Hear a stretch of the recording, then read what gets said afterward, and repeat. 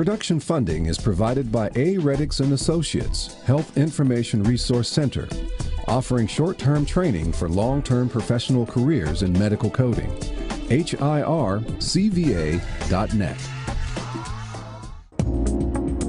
Discussing the issues and celebrating the successes of the African American community. This is Another View. Happy holidays, everyone, and welcome to Another View. I'm Barbara Ham-Lee. We love this time of year at Another View because it gives us an opportunity to revisit some of our favorite moments. Throughout the year, we work diligently to provide interesting topics that spark honest and engaging conversation, both here in our studio and in your home. So sit back and relax as we highlight some of our most memorable discussions.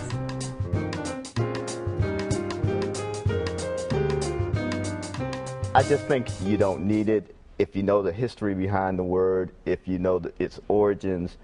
I think we would make better choices, but I think it's so much a part of the culture now. It's used so often in society.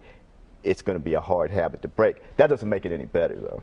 Well, comedians and hip-hop artists and so forth say it's a term of endearment, so we can say it. And by making it a term of endearment, we take away its negativity, its sting.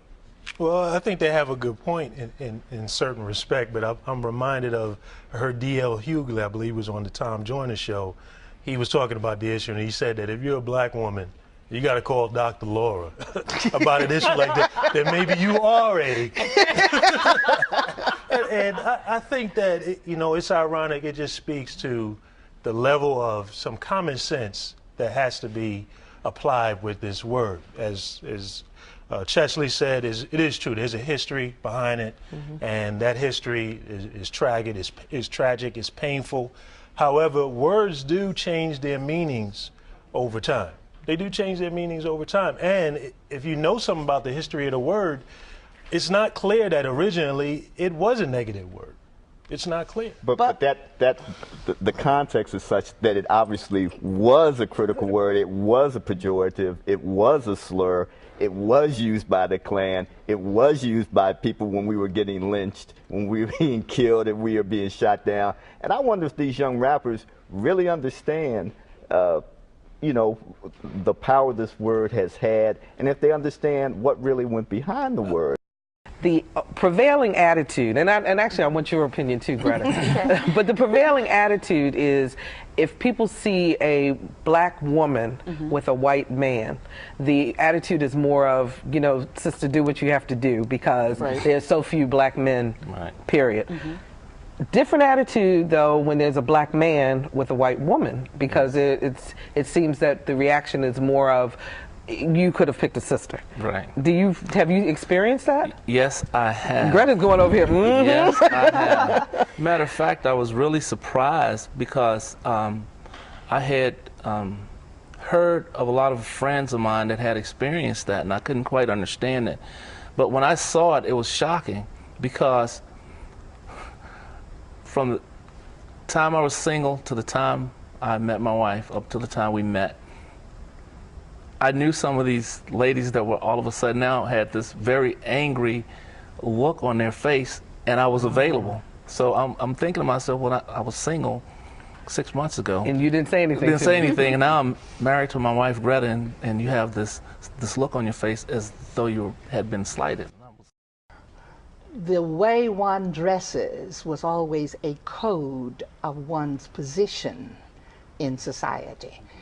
Now, I think what is probably changing is the code. What you wear is an advertisement. I don't care how you feel about it. You advertise about yourself by the way you dress. And so back in the day, we were taught when and how to advertise for our best advantage. We had Sunday clothes. Then there were clothes for wearing to school. And then there were play clothes. They're sort of blending now, they're just clothes. I know that churches, in trying to bring people into church, say, come as you are. But have we taken that too literally? I think we have. I do think that the standards have really dropped now very low, too low, because I think some of the attire is a disrespect to the house of God when you come with the tank tops or with flip-flops and with body parts showing. I think that's a sense of a kind of irreverence for the holy place. How do you address that in your congregation? Very delicately, because we seek to reach a large population.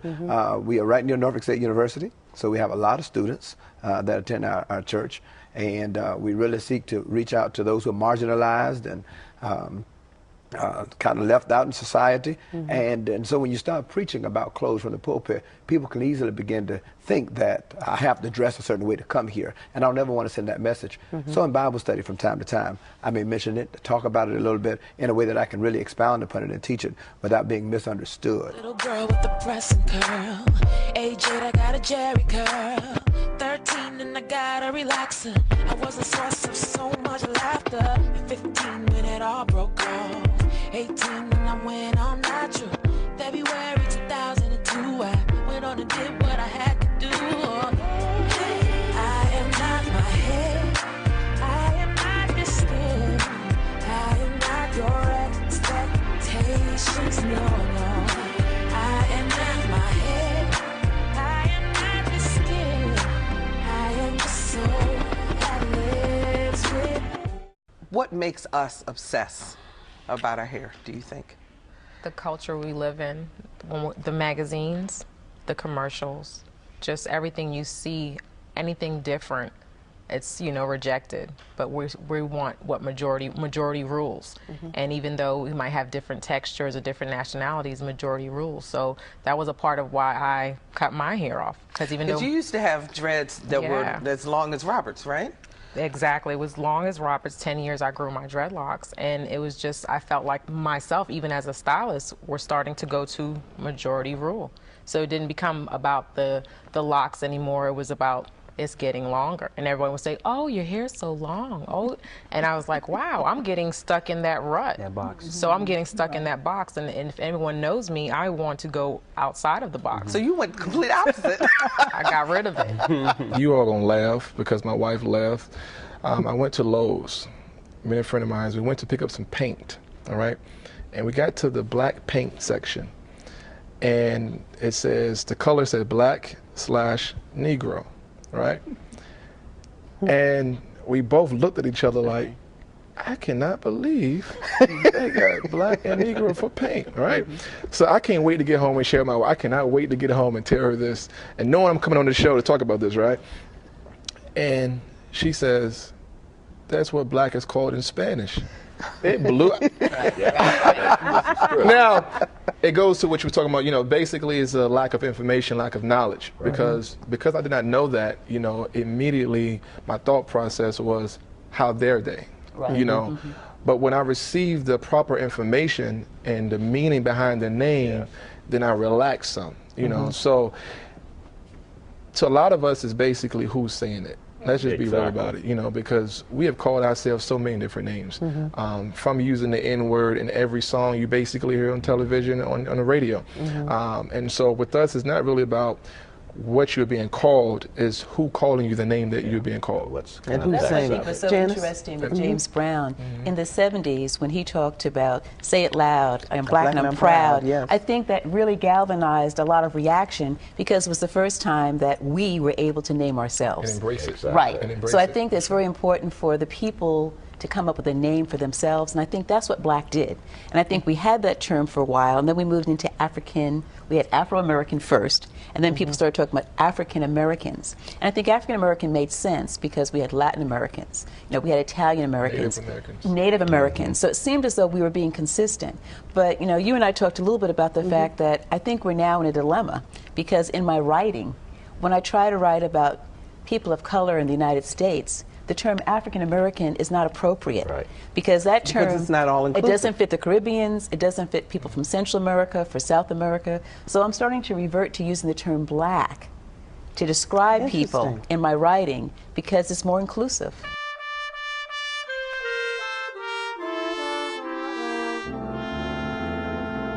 even within the Constitution, we saw that the word slavery was deliberately omitted, and that there was no specific reference made to slavery, sort of in an attempt to, justify what was being done. The action without looking at the ugliness of the event. Absolutely. Now, Governor McDonald took a lot of heat, and he did give some response to his actions. Our brethren over at WVEC caught him on tape. Let's take a look at what he had to say.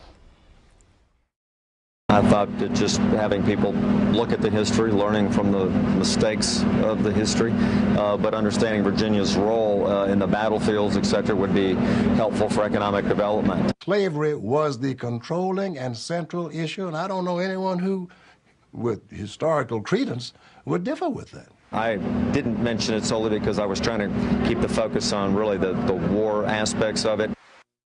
Keep a focus on the war aspects. I don't know how you can talk about the military aspect without talking about slavery. That was a big factor. At the start of the Civil War, you had African Americans who were enslaved, who were impressed into the Confederate military to build fortifications. Some of them were used as sharpshooters. And yet and still, there were blacks who were trying to make their way to Union lines to offer up their service. Because they could fight on the Union side. Now, Governor McDonald went on to say, in his apology, he said that the proclamation issued by this office designating April as Confederate History Month contained a major omission. The failure to include any reference to slavery was a mistake, and for that I apologize to any fellow Virginian who has been offended or disappointed. The resolution said the college acknowledges the fact that William and Mary owned slaves, profited from slave labor, exploited slave labor, but also that after the Civil War that the college excluded blacks from attending the College of William and Mary until 1963. So we're talking about a history of enslavement, of course, but we're also talking about a period of Jim Crow where there was exclusion. And so the college has acknowledged that this is what happened, that some of the greatest defenders, intellectual defenders of slavery were actually William and Mary presidents, faculty members. And so not only did the college own slaves, profit from slave laborers, but actually intellectually defended the practice of slavery. And then throughout the Jim Crow era excluded black people from attending the college. So it's acknowledging that, and it's determined to right that wrong by acknowledging it, doing the historical research, and re-engaging the black community, particularly in Williamsburg, who have long memories about these sort of exclusionary practices, and basically say, we acknowledge that this happened, we're not denying it, we're going to dig more into the history to find out what happened, and we want to make it right. And I don't want you to sit there and judge me, Miss Weiss. You shut up and you let him abuse your daughter. I did not want him to abuse my daughter. I did not want him to hurt her. I did not want him to do nothing to her. So those things that she told you I did to her, who else was going to love me? Who was going to make me feel good? For a woman to see herself portrayed like that, and to have some kind of, I'm proud I got awarded for being a dirtbag? Well, but you know what? Now, Monique says that this was her expansion, that she was stretching her wings in terms of Monique is a disgrace to our race. She curses. She respects no one. She doesn't respect herself, in my opinion. She curses. She curses in front of children, her children, young children. She was over at Hampton University a couple years ago. We had to tell her, don't curse. And she still cursed in front of old people, young people, and everybody, because she wasn't raised right. And your children shouldn't be raised like that. And if you see her, don't act like her. Well, I listen to NPR in the morning. I don't always listen to Steve Harvey, but I can see that you're kind of fired up about this. But I think, again, you have to realize it was a portrayal. I don't expect people all the time to everybody to agree with what they're doing on screen or to like what they're doing on screen. I was surprised that she wanted not to see the movie. I've read several reviews about the movie and read several columns about the movie, though. I would have felt uncomfortable with that. It was hard to watch. Yeah. It was a very, very tough movie to watch. But again, I don't expect Hollywood to necessarily show the best of me or the best of my people. It rarely has, and I don't think it's going to start doing it now.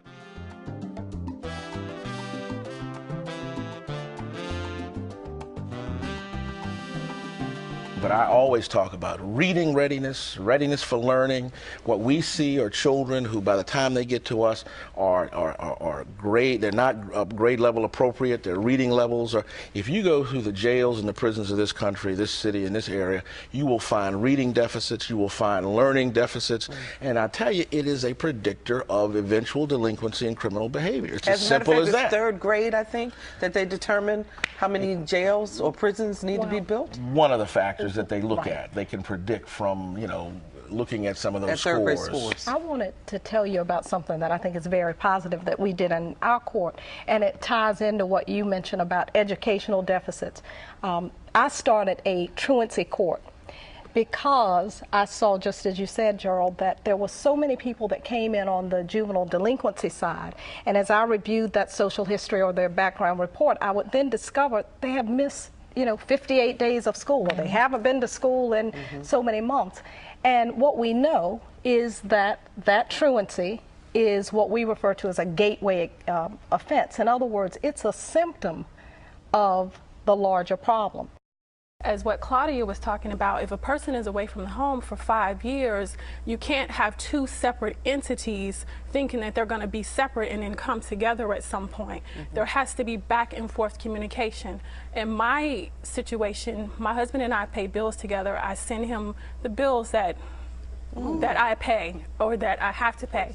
As I was telling Dr. Daniels, that he has 2 jobs in jail. He doesn't make a lot of money, but he's still the husband and the head of this family. So he sends home a percentage of the money that he makes. It's not a lot of money, but he is in a relationship and it's a responsibility. So you don't just disconnect the family. The relationship has to move in the same direction or you have problems.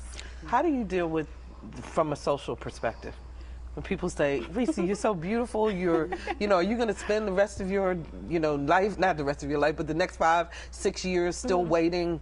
Why don't you start dating? Why don't you do something else? How do you deal with that? First, I take out the word waiting because I'm not waiting for anything. I am living my life. This is the life that I have. This is the life that is mine. I knew a man who got in trouble, and we all have the capacity to love. We all have the capacity to forgive. People need for there to be something psychologically wrong with me to make sure that they don't have the thing that will make them do what I do.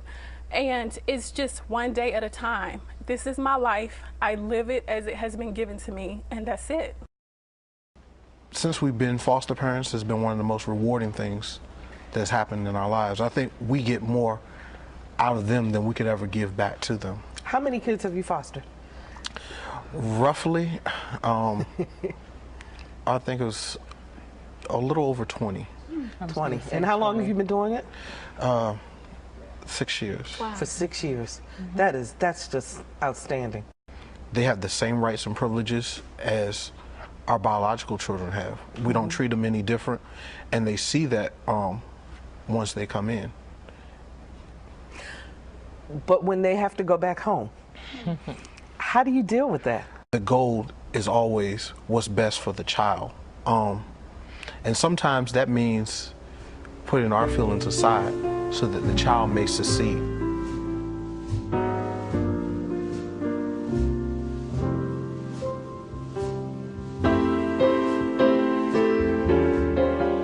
Somehow we have allowed it to happen that men think just the PSA or the blood test is all you need to do.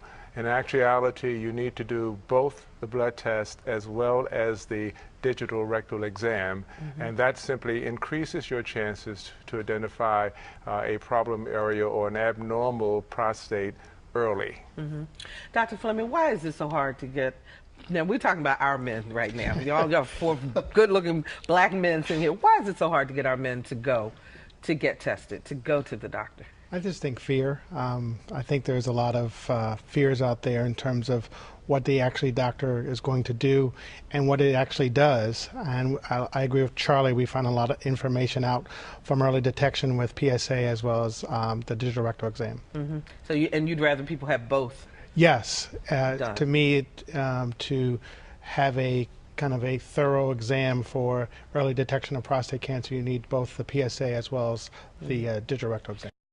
I was on my way to the hospital, the ambulance came for me, and the driver was stopping at red lights. I'm in the back thrashing from side to side, and you're stopping at lights. So I asked the gentleman that was now, I said, please tell me this man is not stopping at all these red lights. So he said, he hit the driver, and he said, well, I think you better put the siren on and go through. And then when I actually got to the hospital, I'm in pain, I'm crying, and the nurse says to me, she says, you need to be quiet. You're in a hospital with sick patients. Hello? What am I? I came in on an ambulance. What did that make me? Why do we have such a small understanding, Dr. Owen, of this disease? There's nothing physical that can say I'm in this much pain or I'm in this much pain. You've got to listen to the patient, and healthcare providers don't all understand that. I think over 200,000 women were diagnosed with breast cancer just alone in this year. And that is an indication in itself that waiting is not in the cards for us. And it's particularly in the African American community, education is one of the key elements for us because we don't talk about it. And unless we begin to talk about that, we won't be able to go past that. They did the biopsy, and then they came back and they told us we had cancer. And it crushed him. I mean, he just broke down in tears. I got angry. I was like, okay, what? What are we going to do now? And I think for me, and that's been the attitude that I've taken the whole time, I don't just call myself a survivor. I call myself a breast cancer annihilator. I want to destroy cancer. I want to destroy the myths behind cancer. And I want people to see that you can come at it from a position of power and not let it just take your life away. Not only my father, but his sister died from complications of diabetes. She was a double amputee. Now, this was back in the day when, they really didn't know as much as they know now, and thank God for the research that's going on right now. But, rather than deal with it in ways that we can today, they basically surgically removed her legs, but the diabetes eventually went out. Matthew, what are the symptoms? We talk about type 1 diabetes and type 2 diabetes. Let's talk about the difference between the two. Sure. Well, basically, diabetes is a metabolic disorder where the body doesn't make enough insulin in type 2 diabetes to actually process all the blood sugars in the body properly. In type 1 diabetes, the effect is much more dramatic, and the pancreas doesn't essentially make any insulin to process the blood sugars. In the end, both in type 1 and type 2 diabetes, the patient or the person ends up with elevated blood sugars, and this is the hallmark of diabetes.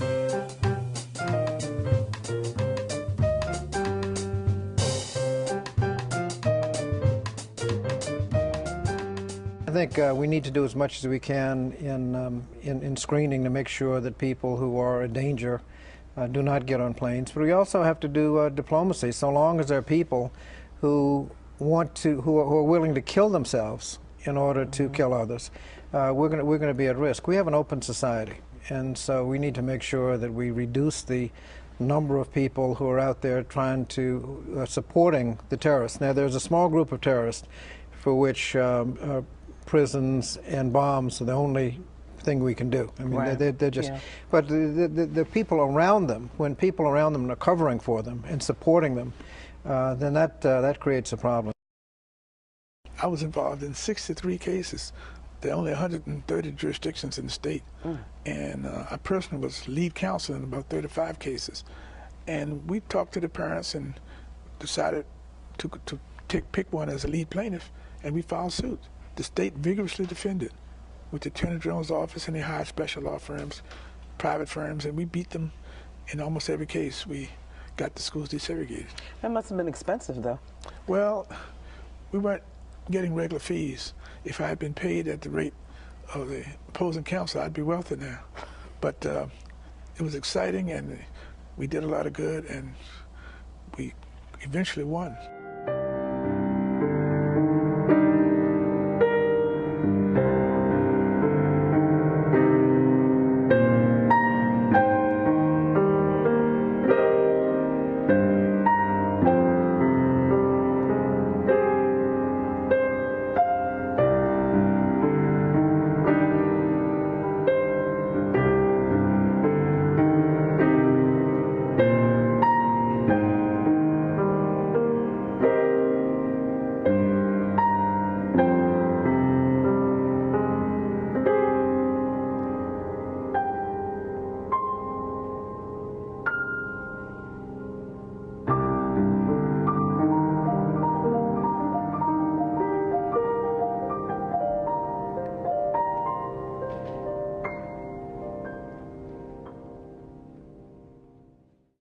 We hope you've enjoyed this special presentation of Another View. Be sure to tune in next week when we highlight segments from some of the positive stories we bring you each week of the good things happening in the African American community of Hampton Roads.